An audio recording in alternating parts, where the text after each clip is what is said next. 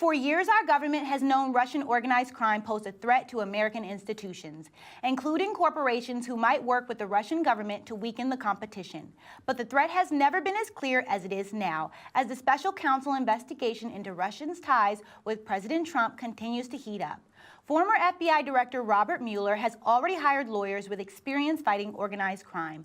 But as they search for financial evidence proving Trump's Russian ties, their focus could also be geared towards Russia's criminal operatives. Russian organized crime has evolved over the past years in the form of money laundering, credit card fraud, and black market sales. In fact, Justice Department prosecutors have racked up countless convictions for those offenses. For example, federal prosecutors charged 33 members and associates of a Russian crime organization involved in an extortion scheme and efforts to defraud American casinos. But recently, possible Russian involvement with criminal networks has U.S. officials on high alert. In the past, Trump has repeatedly turned to wealthy Russian allegedly connected to organized crime to expand his real estate development over the years. In fact, the president and his companies can be linked to at least 10 wealthy former Soviet businessmen with alleged ties to criminal organizations. I own nothing in Russia. I have no loans in Russia. I don't have any deals in Russia. Do you have a relationship with Vladimir Putin, a conversational relationship, or anything that you feel you have sway or influence over his government?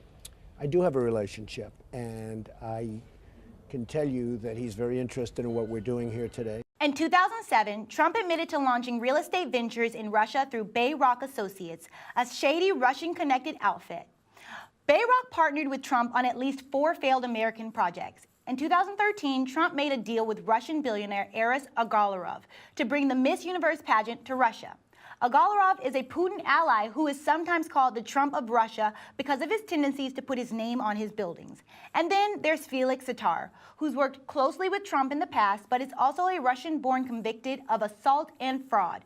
So whether he admits it or not, Trump has his companies have had business dealings with the Russians that can be traced back decades, which is why Democrats are now questioning whether his future politics would ever be influenced by business considerations or Russian collusion. President Putin, you have repeatedly and passionately denied that Russia was behind the interference with our American presidential election.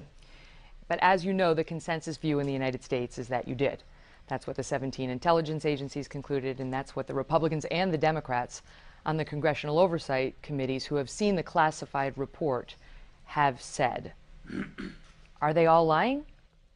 They have been misled, and they aren't analyzing the information in its entirety.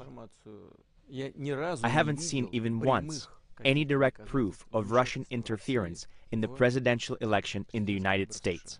Of course, at this point, we all know Russia was involved in our 2016 election. You see, the thing is, Russian organized crime isn't anything new to Trump or our government, and the Russians have a long history of being uncooperative when it comes to any investigation. But as government officials continue to dig, the truth will come out sooner or later. You can count on that. I'm Valeria Sistrunk, and for all the latest updates on politics and more, visit content.news.